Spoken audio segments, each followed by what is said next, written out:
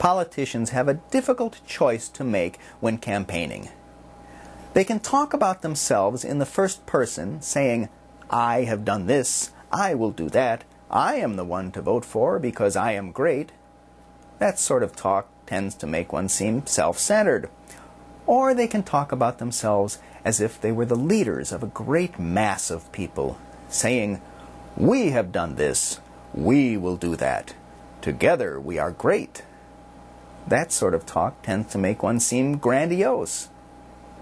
Some politicians find a middle ground, where they can boast about themselves and yet seem to modestly portray themselves as merely the instrument of the people's will.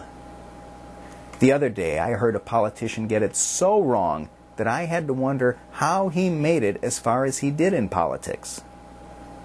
He was talking about the time he went to Kosovo before he was an elected official. Kosovo was in the midst of a bloody war that was caused by a myriad of factors, including long-standing ethnic conflicts. The mighty nations of the world were unable to prevent the violence. And yet this politician, in recalling his visit, said that if he had only had $2 million to spread around, he probably would have been able to stop the war. It is hard to imagine how a politician could allow himself to make such a breathtakingly ridiculous claim. Could it be that now that he is in Congress, he has gotten so used to people fawning over him that he really sees himself as being able to solve problems that the entire world finds unsolvable? Or maybe he just figures no one really pays attention to what he says, so he can make outlandish claims. Or maybe he is just imagining that the way he solves problems works everywhere in the world. If that was what underlies his thinking, then where did he come up with the $2 million figure? It didn't seem to relate to the number of people in Kosovo. It certainly wasn't anywhere near the amount of money that would be needed to solve the social problems in the region.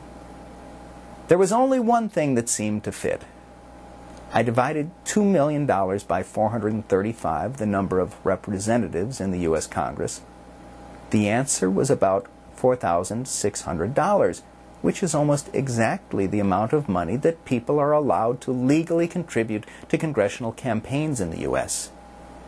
Maybe the congressman figures that since lobbyists make contributions to U.S. politicians to buy the actions that they want, he could have bought an end to the war in Kosovo.